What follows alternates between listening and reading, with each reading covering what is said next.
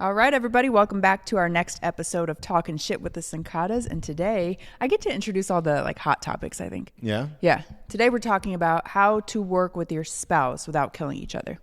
That's a hot topic? It's spicy, yeah. So spicy. The last one I introed was the politics. Well, here we are. How do you want to start this? We're still alive, so. Yeah. Well, I mean, we've been working together for over 10 years. Yeah. I've been here. October will be 14 years with the company. Wow.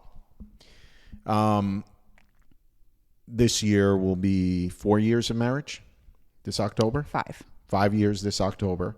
So being married 5 years.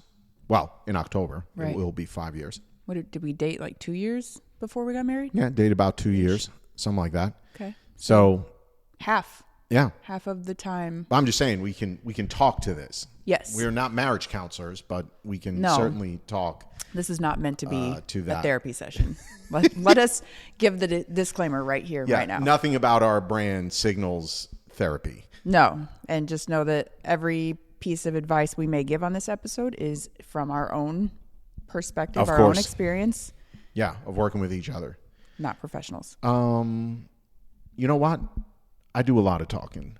Oh, this is the episode you're going to hand it over. How convenient. How about we do this? Okay. What is one thing that you think is important to working together, to be successful working together? Well, it's one thing that I think would lend to success, but I also think it's probably the number one thing that causes the most issues, and that is, oh God, there's so many, but mostly communication. Okay. And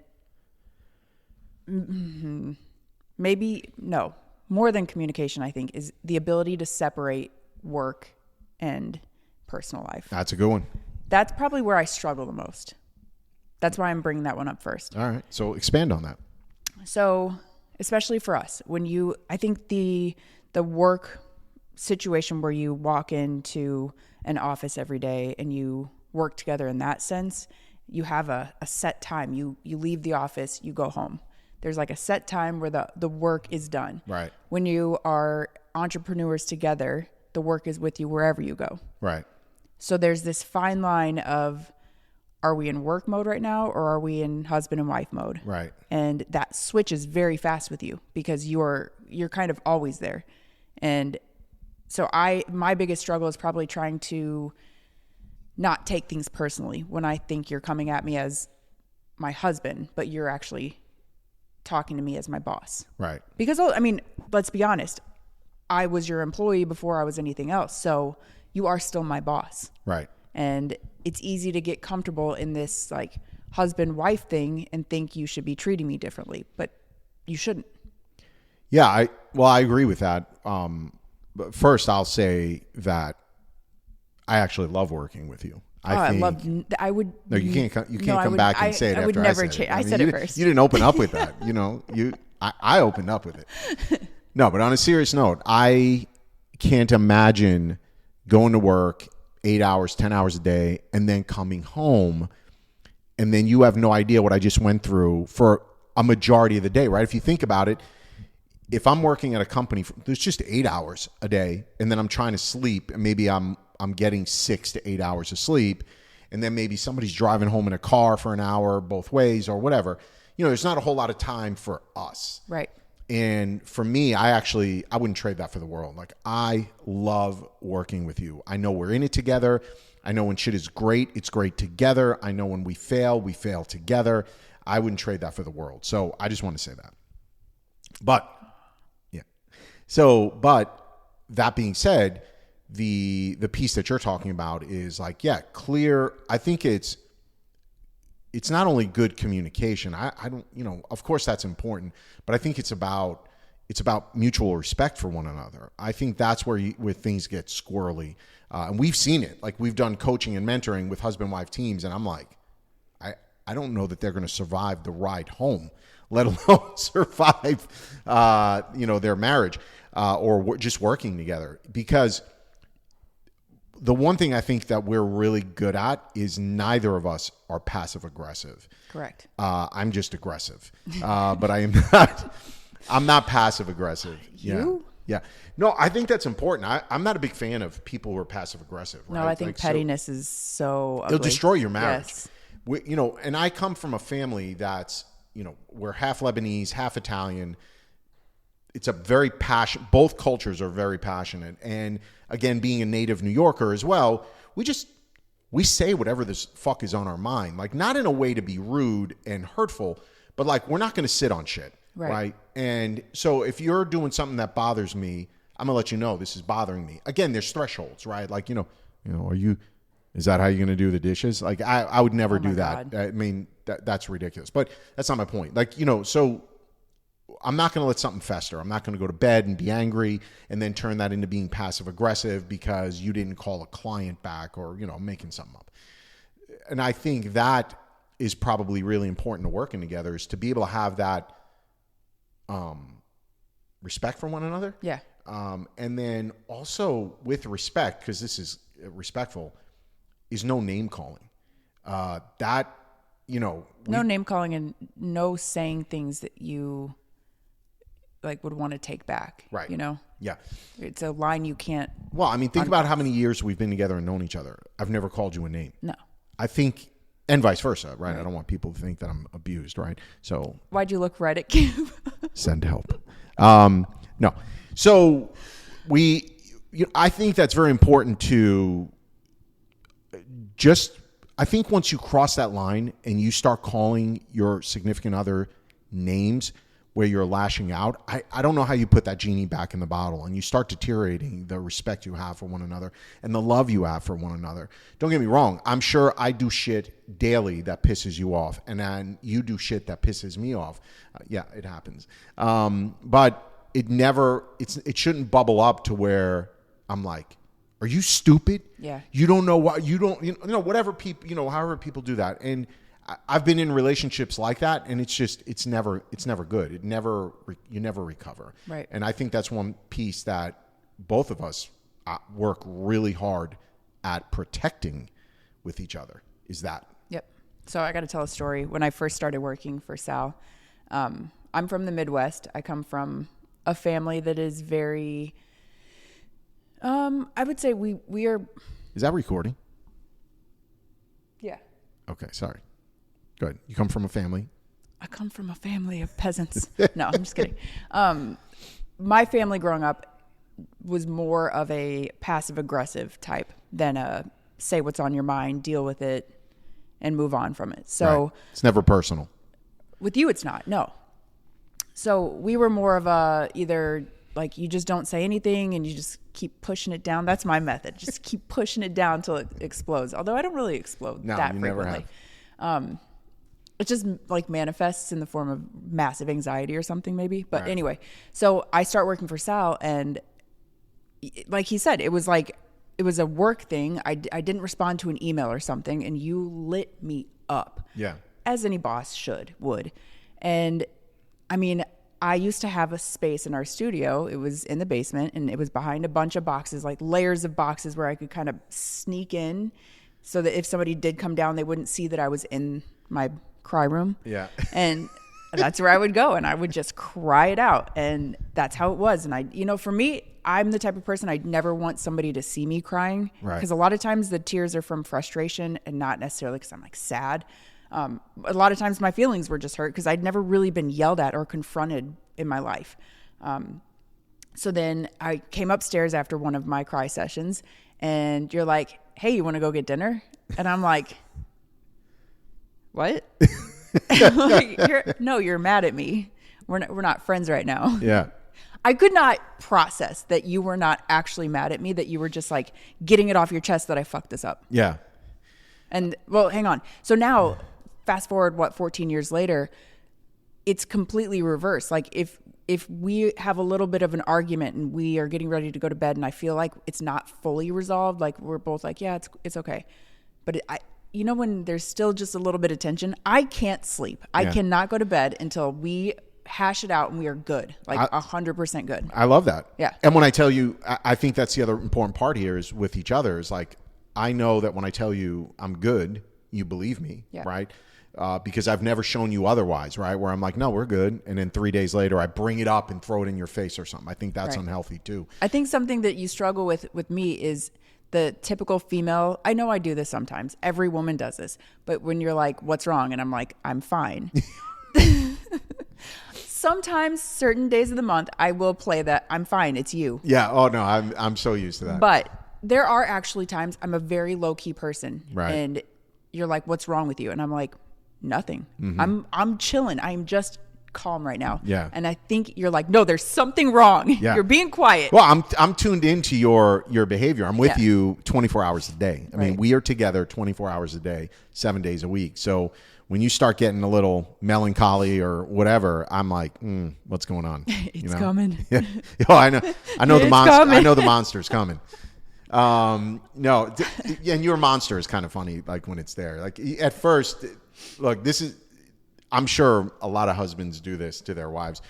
Like when you start acting different, at first I don't really know what's going on. That's why I'm always like, all right, what's going on? And then you're like, nothing. And then I'm just like, all right, well, I got to get back to work, right? So then I just kind of leave it alone. But then later on, you still don't snap out of it and you're still the same way. And that's when it clicks for me that it's coming. And so then I just start fucking poking at you like a big brother. Nothing makes it worse. Like that is not what we need in that moment. Yeah, yeah. No, but I mean, back to the actual point. I think mutual respect is important. I think hierarchy is also important. Your lanes. Yeah, staying in your lane. I think that becomes really important. Sorry, I interrupted you because I think what you were saying is more accurate. Hierarchy and understanding that there is a boss. Right. Which is also staying in your lanes because I think we're both bosses in a sense. Yeah, I created this company. I own the company, but I don't put your to-do list together in the morning and tell you what to do for the day. Like you're the one. Yeah, you do that with the rest of the team because that's your job. No. I'm saying with you are vision for the company. So you determine what's priority. I don't determine that for you. But we're back to roles, right? Because that's the role I've been given. Okay. And that's, kind of my point. Like you're the boss of what you do at the company. I'm the boss of what I do at the company. But then there's always going to be this collaboration, right? Because that's the other thing is, let's just say for argument's sake, I'm in charge of charging batteries. You're in charge of loading the bag. I don't know, I'm making things up. That doesn't mean if there's a better way of charging batteries in this fictitious scenario that you can't be like, hey, try this. And then I'm going to go, well, that's my job. My lane. You should stay in your lane. Like that's all. Now we're being passive aggressive again, right? So I think it's just about knowing, hey, you own this. I need you to own your side of the street. I need to own my side of the street. And you have to have confidence that I own my side of the street. And I got to have confidence you own your side of the street. And I think that's part of what makes it work as well, is that we have clear lines of responsibilities. And then where there's things that should be collaborated on, then we collaborate. And, we pick and choose our battles. There's very few arguments. Oh, I got to tell this story because we were in Dubai, and we were working with the camels. Canimals? The canimals. No, the camels. Yeah. And I hate doing this. These are fellow Shutterfesters, fellow speakers, but they were at this workshop with us. Oh, I know what you're saying. Yeah. Yes. They're friends of ours. Yeah, they're friends of ours. It was Clay and Danny. Yeah. Souza. And they were there, and it's like, I don't know, fucking insanely hot, right? Because we're in the desert. Oh my God, it was so hot. I'm like up the sand dune. You're like 75 to 100 yards away. The wind was blowing. Crazy. We're trying to get the model in position. 2 camels with a handler who doesn't speak English. 2 camels. Like we can't make this story any more like uphill both ways, right? And we're there, and it's just how you and I work together, right? And I'm like, move the fucking camel. No, not right. And we're like yelling at each other, and you're like, I can't. What? And we're just yelling at each other because you can't hear, and it's all this chaos, right? But there's not a lick of that that we are actually No, there's no fighting. animosity. There's no animosity towards each other at all. And that's how we communicate in the heat of things. yeah, dude, we're back to sports. I've Right. made this analogy many, many times that I'm all about competitive sports and team. Anybody who's played competitive sports, basketball, football, team sports, soccer, dude, when you're on the field of battle, you are fucking yelling at each other, right, to each other. You're not like you're a fucking idiot yelling. No. You're just like you're going. Your adrenaline's going. You're trying to get the shot. You're trying to get the dress right, the camels right, everything that's going on. And so you get that, right? But we're all on the same team. Anyway, I tell this story because I could hear Danny behind me. She's like, "Oh, I hate when they fight." Like, and I remember thinking to myself, like, "Girl, we are not fighting. No, not even a little bit."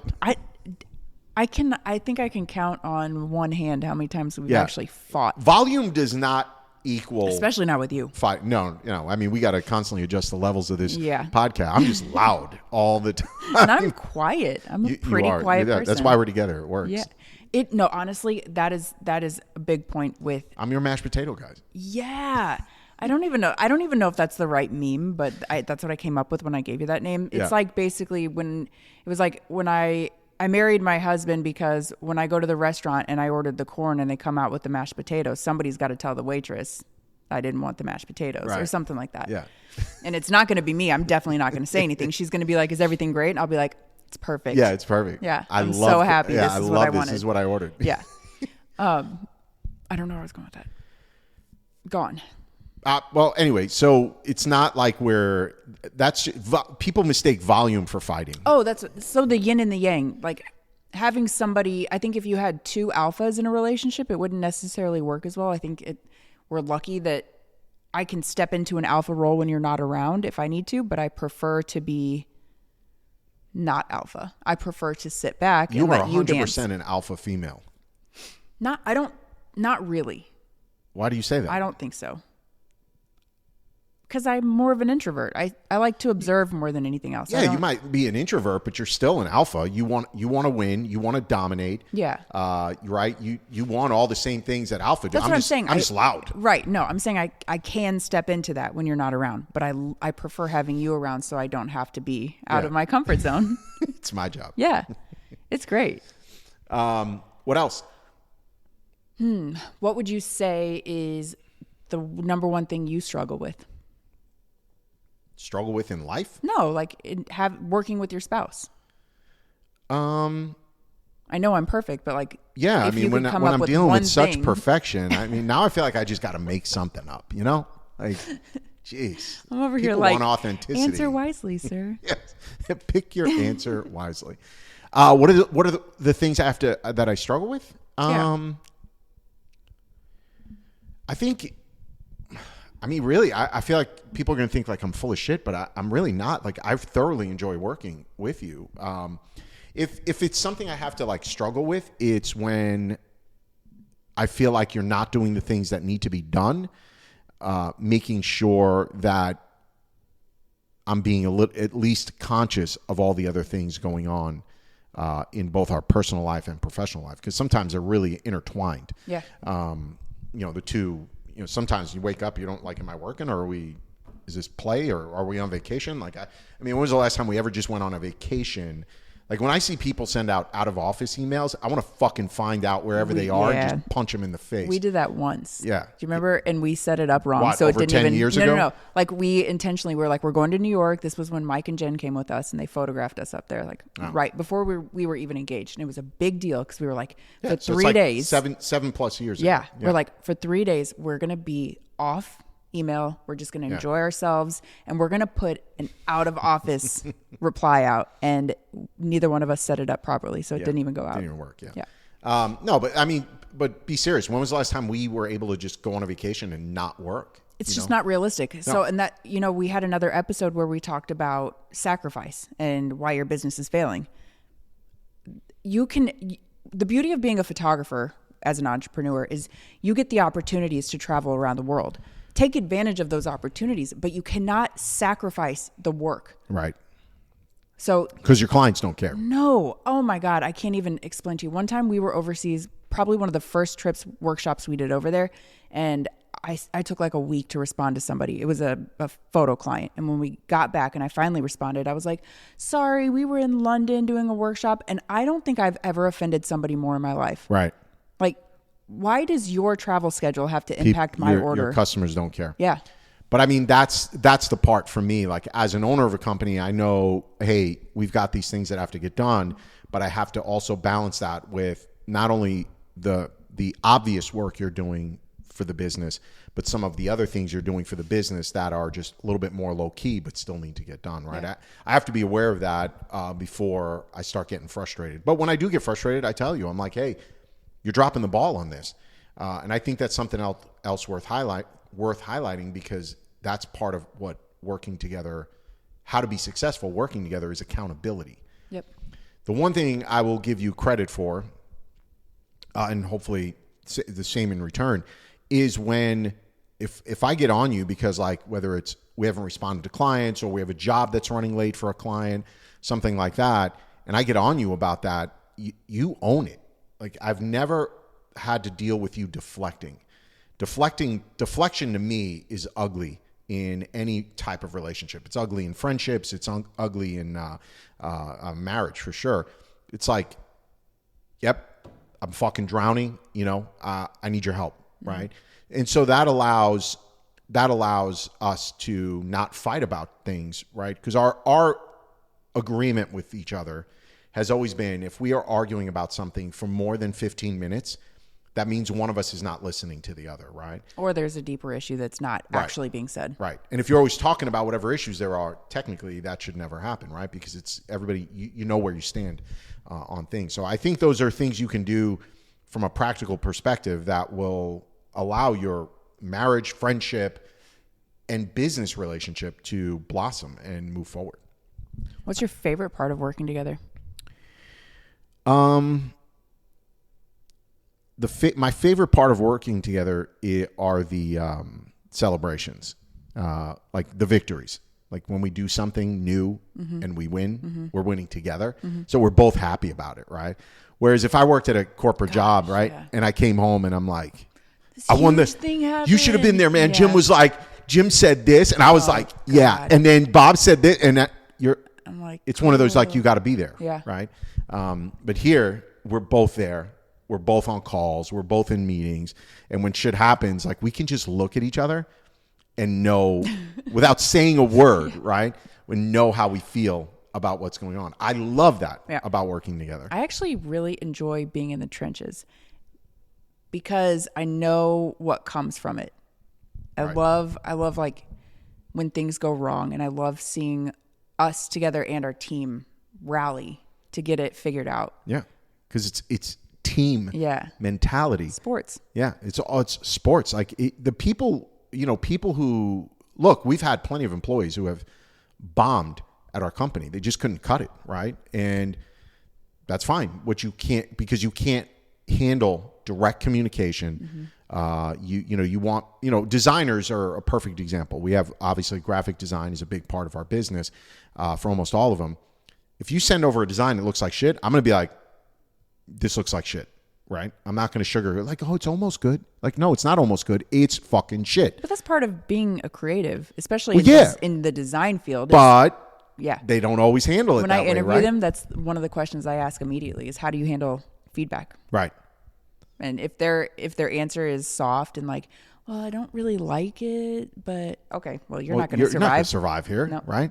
And that I would say that carries through my marriage, personal relationships, friendships, all those kinds of things. The people who are successful or that I'm successful with, maybe that's another way to position it, are people that, respect direct communication, enjoy direct communication. I know I do. I'd rather somebody tell me like, hey, dude, I'm pissed at you because you did this.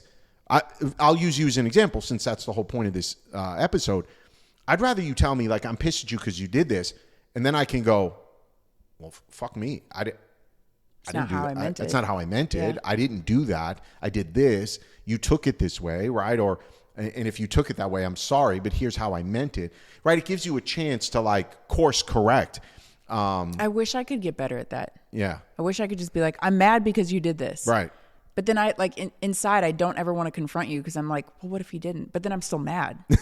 Right. You have a decision to make. Like either you're going to be mad at me or let it the fuck go. I know. And I think that's the other piece of this to be successful. I don't know what you think about it is I think you have to have a short memory, right? Like if you do something and you own up to it and you're like, yep, I fucked that up. I own it. Right.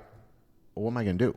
Am I going to just keep hammering you? Am I just going to keep fucking hammering you? Like I got to have a short That's memory. abusive, I got to let it go. You know? No, but I mean, think about how many marriages that goes on where it's like, you got to keep reminding them. You got to keep reminding. Yeah. And now look, if you keep doing the same thing, that's right? Not the then same. Yeah, that's not the same thing. But if, I've seen people argue where, it's stupid. It's always stupid shit where it'll be like, hey, can you grab me that wrench, right? And then you're like, you hand me the wrench, and then I don't know. I'm about to give a really bad example, but it's like blue cheese instead of the wrench. No, but it's like you throwing something in my face that I did, 5 months ago. Oh, yeah. Like, what's like, if you do something wrong, maybe that's the better example. Like, hey, I need you responding to customer emails. You're not responding in a timely fashion, and you're like, well, you didn't take the garbage out last night. Oh, yeah.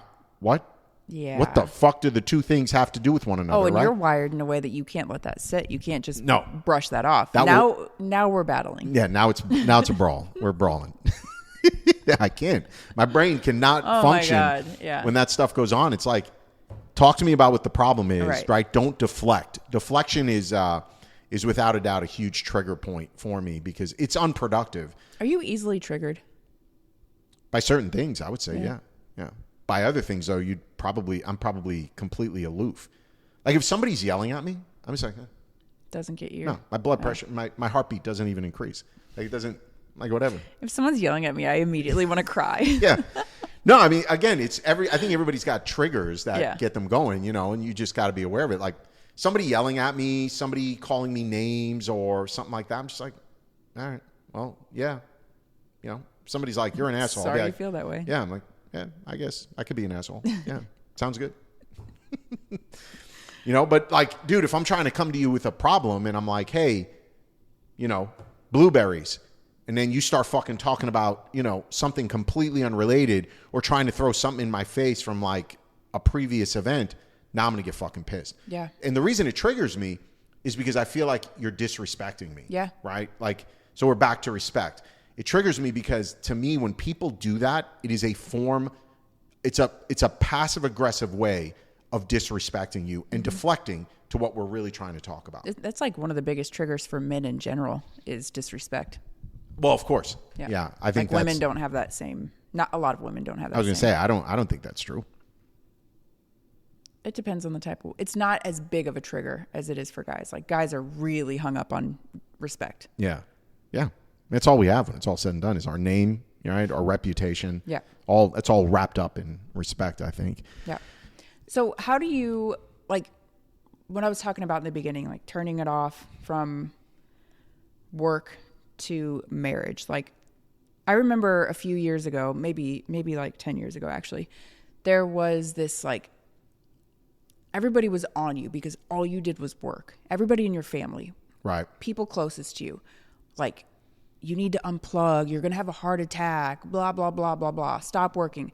But work is what brought you joy. And I know a lot of people tell married couples, especially those who work together, that you need to have work-life balance.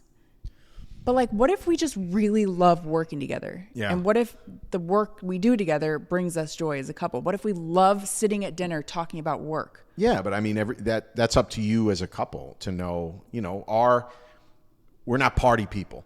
No. Like we don't enjoy, like when there's group get-togethers, you could probably bet your entire savings account that we will not be there.